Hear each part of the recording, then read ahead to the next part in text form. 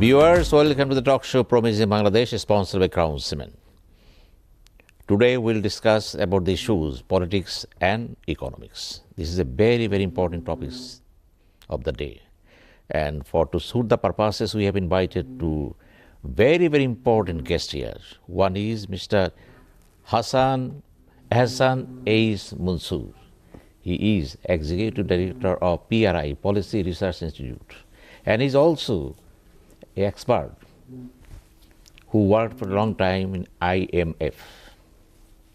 Well, how are you, Mr. Ahsan? Fine, thank you. Thanks for the Other being Dr. Jamaluddin Ahmed. He is the former chairman, Janata Bank Limited. At the same time, he was the General Secretary of Economic Association of Bangladesh. How are you, Mr. Jamaluddin? Thank you. Well, Mr. Mansur, you know very well that Bangladesh is passing a very critical phase of its life. The most important is challenges to the politics and economics. And being a leading economist, how do you relate the two? Yes, and politics and economy are always integrated with each other. It's called political economy. And all policies are basically an extension of political economy, because every policy makers are by definition at the helm of it is they're politicians, and they formulate policies. So they look at it from political economic angle. What is in their interest, and if it coincides with the country's interest, they implement it, otherwise they don't. That's the unfortunate or the reality on the ground. So we see from that angle, we see that Bangladesh is facing triple challenges now. One challenge is in the political front, the election, legitimacy of the election process, all kinds of things are, I would say that it's not the standard process that we see globally, but it is happening in Bangladesh. So that's creating, and also created a lot of what you call hostilities between political parties, some who are boycotting the election, etc. So that's an uncertainty in the economy also. Second is the economic uncertainty, which is manifested itself in overall macroeconomic instability. We see higher inflation, very high inflation actually. We see dollar being unstable, its prices going up regularly at a very high speed. We see reserves coming down. We also see declining revenue for the government, and government borrowing from the banking system ballooning in the process, and debt burden also increasing sharply. So there is a macro instability along with financial sector instability. Banking system is in, basically you can say, is in serious stress, if not in ruins. So that's the economic side of it. And it didn't happen in one day, and it didn't happen because of Ukraine-Russia war or that. It happened because of a cumulative issues that were not attended on time or deliberately not allowed to be attended. So that's the economic side of it. And third issue is external.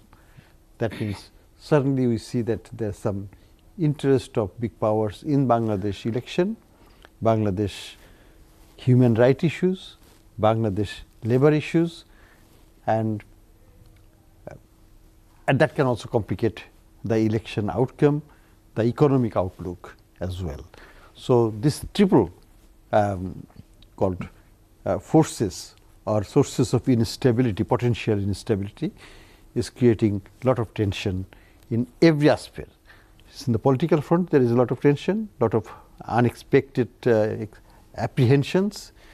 In the economic front also, exporters and others are apprehensive if something goes wrong, if whether there will be any sanctions, etc., and so on and so forth. And on the external sector side, government is trying to manage this process of the sources of tension, the three sources particularly, the labor, human rights, and the political dimension. I will come to you again. Thank you. Thank you very much. Dr. Jamaluddin, macroeconomic policy, meaning fiscal policy, monetary policy, and exchange rate policy. And taking all these things together, if you look at the politics going on in Bangladesh, what will be your observations? You see, the situation which was created, many people try to shift the responsibility to others. But if you carry on your business, in line with the rules of business defined in the Parliamentary Standing Committee rules and regulations, if we follow that, in that case we have a guideline. Because in 1972, when the Constitution was adopted, all the rules and regulations have been established there. In my PhD thesis, we had to examine those things. That's why I had an opportunity to do that. And we see that the rules and regulations were there. Parliamentary Standing Committee must function. In a democratic society, you have got we followed the Westminster kind of democracy. If we follow that religiously, in that case, you cannot fall in a difficult situation. Normally, political problem will be there. It will be always in whole of the world. It is there. But if we efficiently manage our macroeconomic side, in that case, our internal management will be could be much more stronger. In last 53 years, this year I think 53 years of our independence, still we could not establish that. That is the meaning that rule of law we have not followed. Everybody tries to break out of the way he tries to solve his problem. In this way, and then the politicians, now they are out of politics. Mostly businessmen are running the business. And so the choice of the business community, it decides who will be the governor of the central bank, which should not be. It should be done in a most professional way. If you select the central bank governor from the professional people, they will run in one way. If you bring the bureaucrats there, in that case he will run in a different way. And if he is chosen by the business community, then this guy will have to serve their purpose when he got his appointment. So given all these limitations, we are carrying on. We are carrying on. Now if we blame that Ukraine war or any other problem, external problem, these are not so many, to my understanding, these are not big problem. Problem is within ourselves. We could not correct our whole administrative system, economic management system, banking system, and stock market, and the revenue management system. We could not sort that out. These things are out of our syllabus still. It is out of our agenda. So what result do you get? You cannot get result by plowing this mango tree. You cannot get from there other fruits. You will get the mango, only mango. So the guy who can produce thinking way, the way of our educational system is designed, because from primary education to our higher education, we cannot compete internationally. And the remittance, whatever money we are getting. Well, I will come to you again. Dr. Mansur, you know very well the very birth of NBR is an addition to our national structure, taxes administration. The very post of the chairman was not given to the bureaucrat, but later it was decided that it will be this post to be filled up by the bureaucrat. And do you feel that very chair of the NBR should be in consonance with the spirit of the NBR? You see, the NBR is an organization which has its own traditions and problems. Tradition is that the career service people, they cannot become chairman. They can go up to members. And the chairman is always from the admin cadre, mostly the admin cadre, mostly, or maybe audit and accounts cadre. Those are the two which comes. The problem is, you see, the way NBR works, that is not itself a problem. Problem is the revenue administration at the field level. That's where the real problem lies. Field level, if you go to that, is based on a geographic distribution. And a geographic distribution means like a commissionerate. Say Dhaka, it used to be Dhaka commissionerate. Then it became Dhaka North, Dhaka South. Then it became Dhaka North, South, East and West. So there are 4 commissioners in the Dhaka division. Okay, fine, there is no problem. Under each, there is another division, divisional office and then circle offices. What is happening here? They are physically located near the taxpayer, and that is a problem. You need to develop a total firewall between tax collector and taxpayer. In America, I lived there for 28 years. I paid every year taxes. I never saw any tax official. I never got any phone call from anybody. Of course, they would communicate with taxpayer, but in writing. In writing. And whenever I was sending my tax return, I used to send it to an address which was in Montana, about 2,500 miles away. And California guy who is filing returns will be in New Hampshire, another 3,500 miles away. That's how you create a distance between where your documents are and where you are. And we have allowed a situation where we live neighbor. We shake hands, result is corruption, result is inefficiency, result is compromises at the loss of the public exchequer. So essentially, we need to create a modern tax administration. And secondly, we also need to separate tax policy from tax administration. The current NBR will never allow it. They want both because it gives them authority. And the tax administration, in doing the tax policy administration, you create an atmosphere so you benefit from the administration itself. So your policy serves your administration. That's not right. It creates conflict of interest. So all that we need is a separation of that, creating a separate tax policy department, and another one is you can keep NBR as a tax administration department. Thank you very much. Thank you very much. We will come to you again. Viewers, we are going for a short break and come to you again very soon.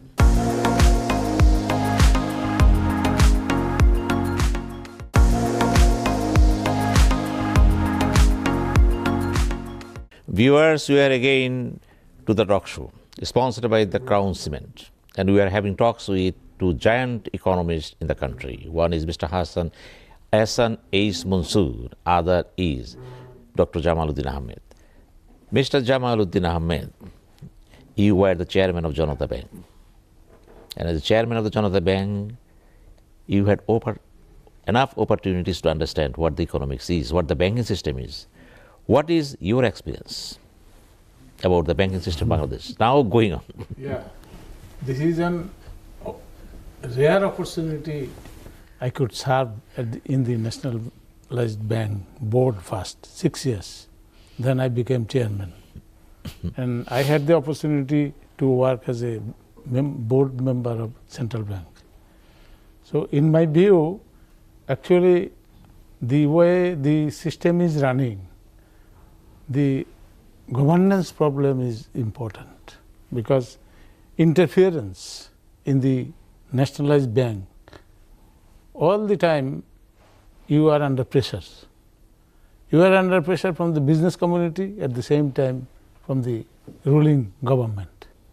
So you have to make a balance between, and many people can manage it, everybody cannot manage that. That's the problem. Problem is that whenever you make a loan application, then the process is that they submit the application in the branch, then it goes to the regional office, then it comes to the divisional office, then from divisional office to it goes to the DMD credit. In this process, it takes long time. And where I wanted to sort out it that, okay, once it is a country is getting digitalized, but why you electronically process this thing, say from branch level to regional office, regional to divisional office to head office, DMD credit, GM credit first, then DMD credit. This is the long bureaucratic process. In the private sector bank, it is not there. They have much short process. In that case, their financial, basically the ability of the credit report, preparing the credit report, they follow the traditional one. But you should find out that a borrower, you should find out as in the evaluation process, you will have to evaluate the creditworthiness of the borrower. If that lacks in, then every problem crops up. And sometimes you can see that some proposal is coming, it is coming in a systematic way, they know the technique. We had a branch is Banani branch, it has made it is the root cause of, from there, this branch, the criminals are there. They are cooking of the project. They prepared that and then it goes to Dhaka division, GM office is in the Farmgate area, then it is goes to head office. It takes short time. And influential people, most of the people, loans which were defaulted without documentation and all other things, we inherited. One chairman, when he comes in, he takes the liability of the previous chairman's liability. So it is a huge liability you are taking out. And then once you try to sort it out, you will see that lot of big fish are involved. In that case, you cannot touch them. So in this situation, bank management, bank board, everybody is getting involved there. In that case, Bangladesh, you see, managing the fund, because bank, we should believe that we are taking deposit from the people, then we are relending it to the other people. This is my liability. Deposit is my liability. If I take it at 6% deposit at the rate, in that case, I will have to add minimum 3% spread. So there lies the bank's profit after deducting all expenses. So in this situation, you cannot carry out, because the people, those who are involved, whole society has become corrupt.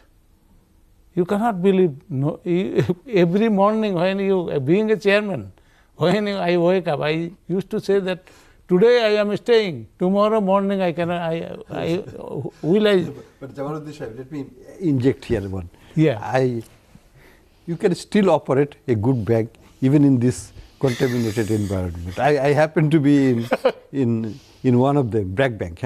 I was the chairman for several years. There I never faced any pressure. Yeah. Absolutely zero pressure. You are protected.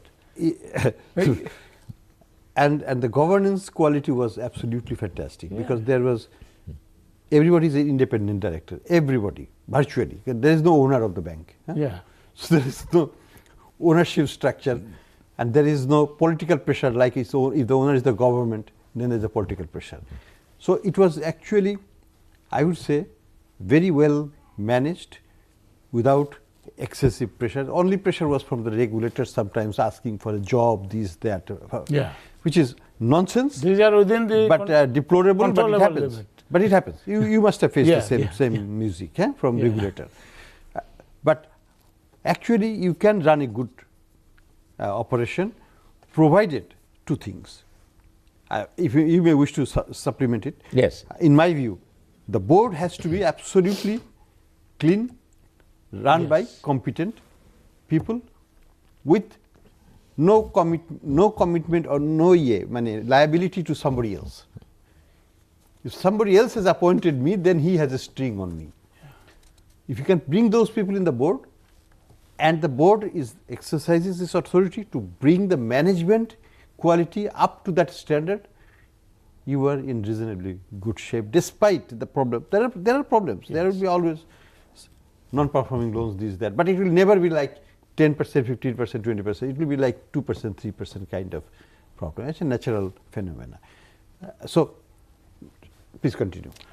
In that you case, can do it. My point is that you can do it, but system is not allowing it to happen. System is not allowing because you are not selecting the board members with their eligibility criteria, fitness criteria. You are putting someone who does not understand, even he has no experience in running a shop, small shop. He has no business background. So whenever he comes in, he thinks that deposit, whenever most of the private banks, with exception, many private banks, their directors, they think that this is my asset. But it's not, because you have given, say for example, 10 crore or 15 crore taka, you have given this as a sponsor. But whenever you are taking the deposit, this is your liability. They do not consider that. And most of the cases, this happens that they think that this is my asset. So in the state-owned banks, that is a different criteria, because government is appointing someone. I cannot challenge that. Even chairman is not asked that somebody is coming as a director. Do you take any interview? No. It is not done. It is the finance ministry, the people, banking division. If you can convince the banking division secretary or any other influential person, in that case you can enter there. You are entering, but without any experience. Without any experience. So what he will do? He thinks that if I take alternative means, in that case I can be gainer. I will not be for the long time I am not an owner, because I will not be there. After 3 years, maybe he might be changed.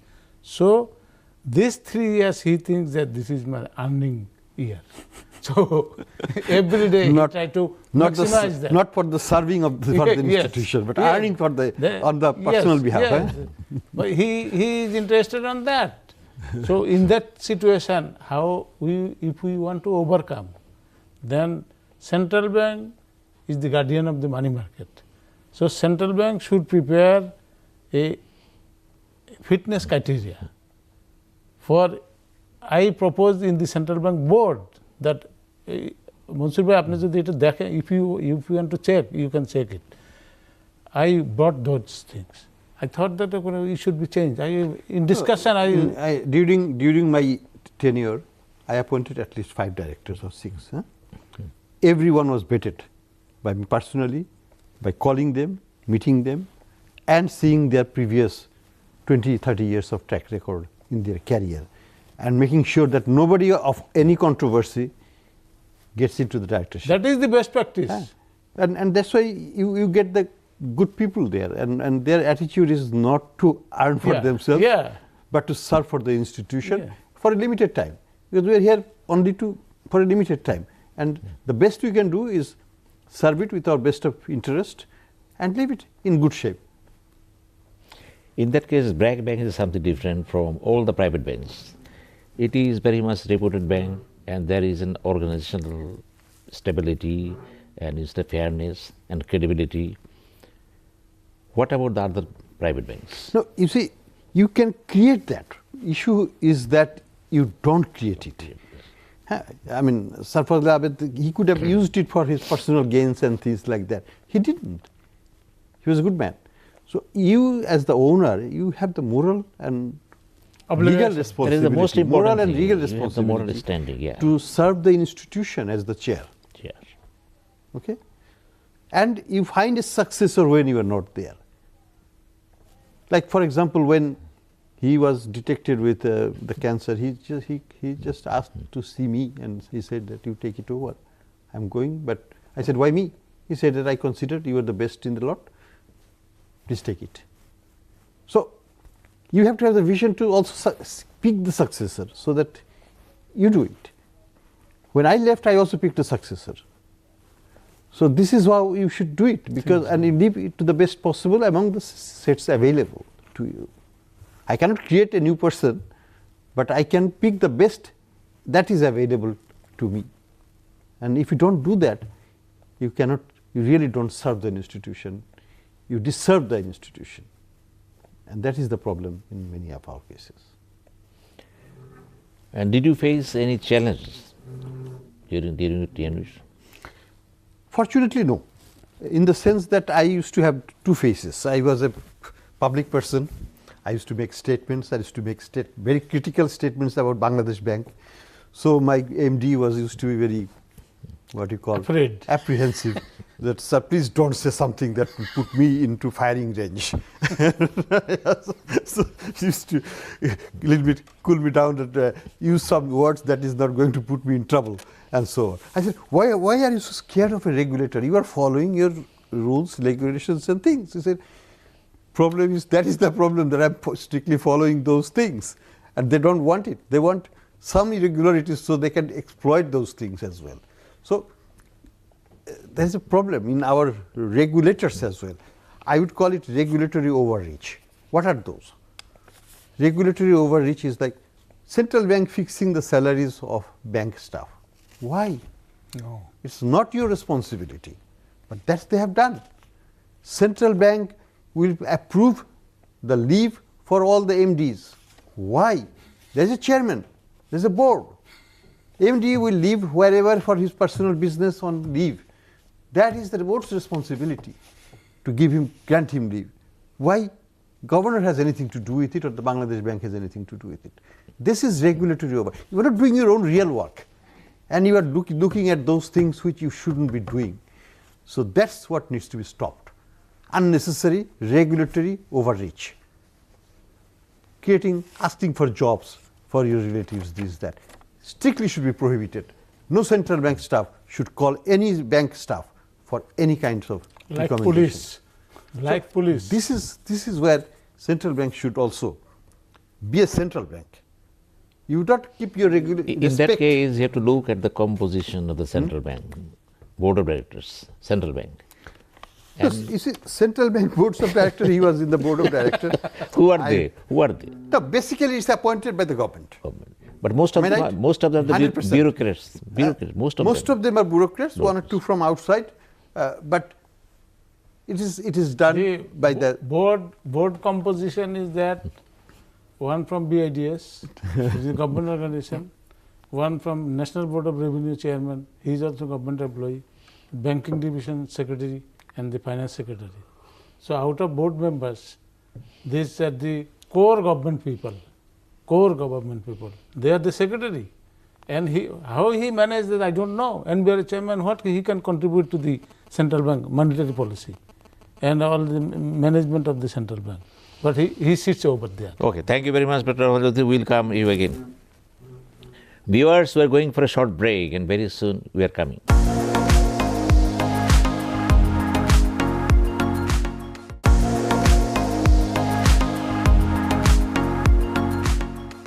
Viewers, we are back again to the talk show Promise Bangladesh, sponsored by Crown Cement, and we were having talks with Dr. Ahsan H.Mansur and Dr. Jamaluddin. Mr. Jamaluddin, this is our last phase of the talk shows. You know very well the political landscape of Bangladesh is very much complicated at the very moment because elections are knocking at the door. It is going to take place on January 7, 2024. As an economist, and more than as a political economist, what is your forecast? We are now facing an election. So how election management goes in a proper way, acceptable way, participatory way, and neutrality of the voters' participation larger, that is the expectation. But the passing of the days, we are seeing that a certain uncertainty. Most of the people, everybody is uncertain about this thing. And because major one political party, they did not participate. And or there is to my understanding, that both of them are trying to trap one, and the other tries to another one, because specifically BNP Jot tries to put Awami League Jot in a trap. At the same time, Awami League also trying to put them in a trap in this election. So this is the competition going on. So how we will manage that? After that, we can predict the situation, what will happen. Political scientists, they can predict, but we are not politicians. We deal with the economics.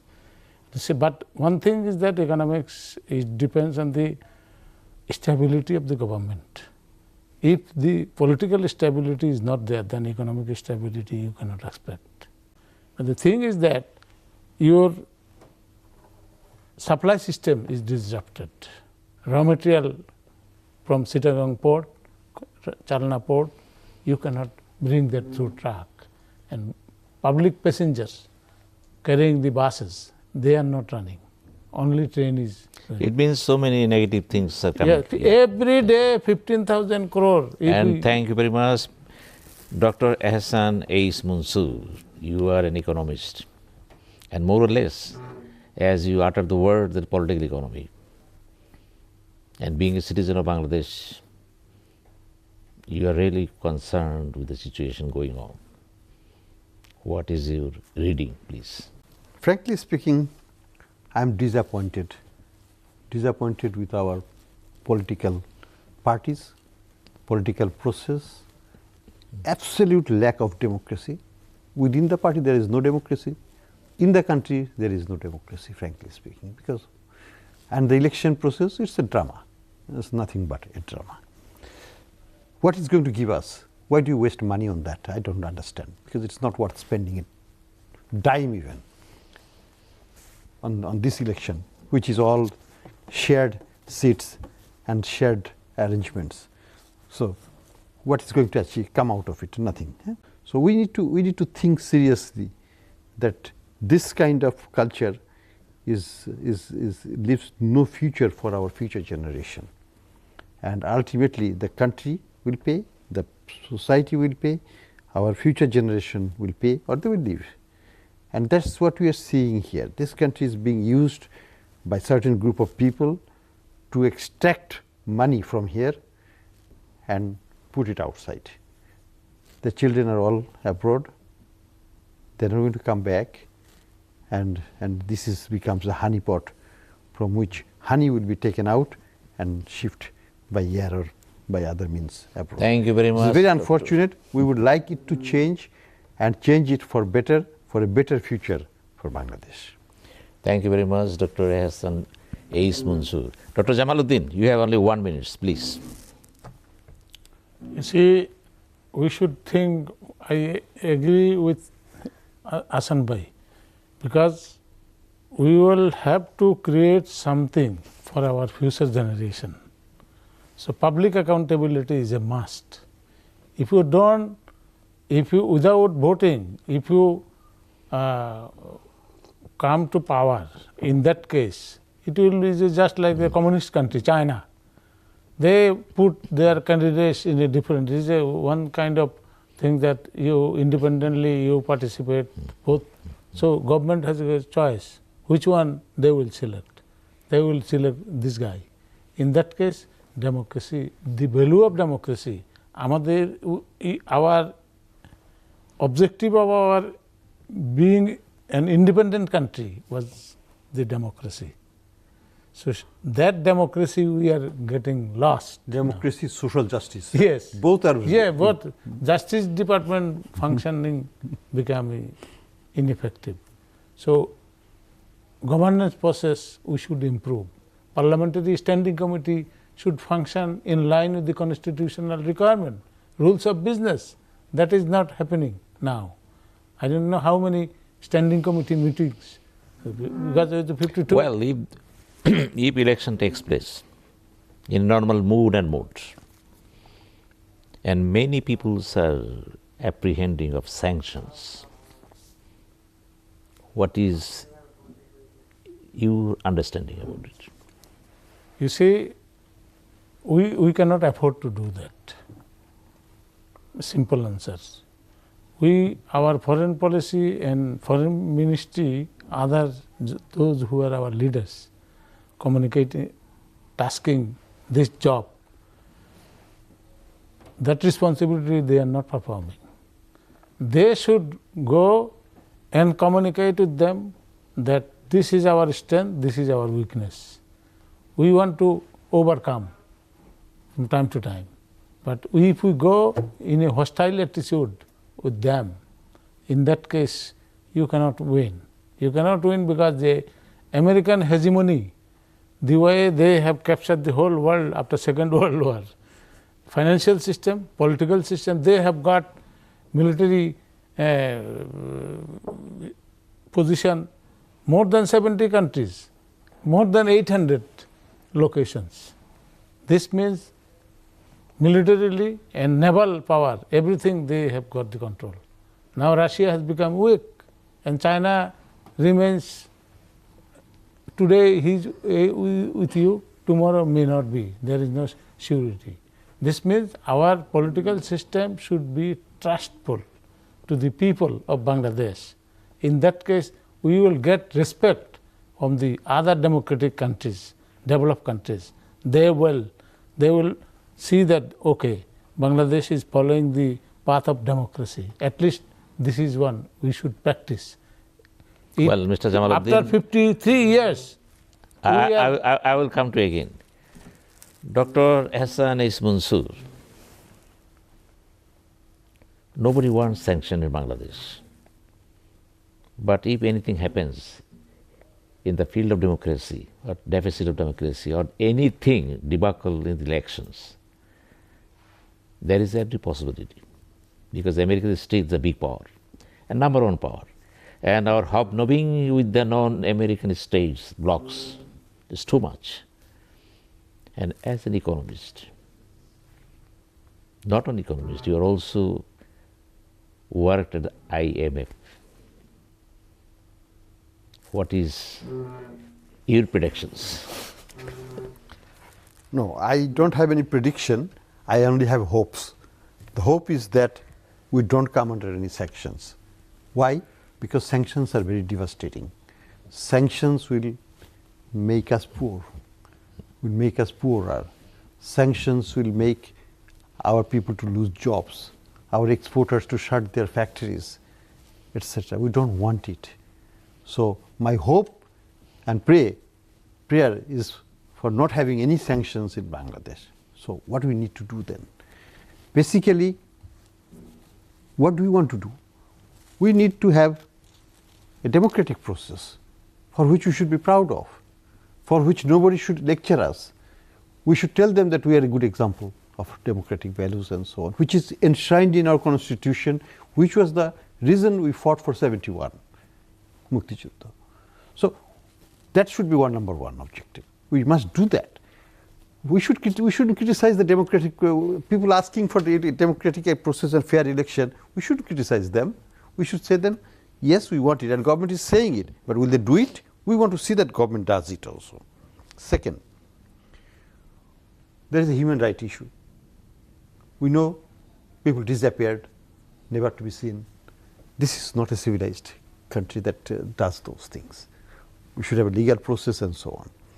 So there is a lot to be done on the human rights fronts. And human rights is not only for that, it's for the common people, their legal rights, legal process, legal things, those needs to be improved so that people feel comfortable, secure with their rights to their properties. People are not at all, they don't feel secure with their properties. Everywhere, thugs are occupying the lands and things that belongs to somebody else, but they're just occupying it. That is not a country. And this is the political thugs are doing it. We know it. It's happening. Thank you very much. So we need to stop those and create an atmosphere yes, whereby we can tell the foreign powers that, look, we know how to run our business. You are thinking of us, thank you, but come and see our process. We are proud of it, and you should also feel proud that we are doing it. Thank you very much. Thank you very much, Dr. Ahsan H.Mansur and Dr. Jamaluddin Ahmed. Well, we are about to end this talk show, and before ending the talk show, I have to sum up what the guests already expressed. And you know very well, both of them are highly educated and highly anxious of what is happening in Bangladesh, and they believe that Bangladesh should not remain at this stage. Today, tomorrow, it will come up. And they are very much patriot of the first order, because whatever they express, their expressions convinced us to believe that they are part and parcel of Bangladesh and they are the proud son of Bangladesh. And we also believe that today, tomorrow, Bangladesh will have a golden Bangladesh, will have to be a golden Bangladesh. And we are waiting for those days. And thank you very much.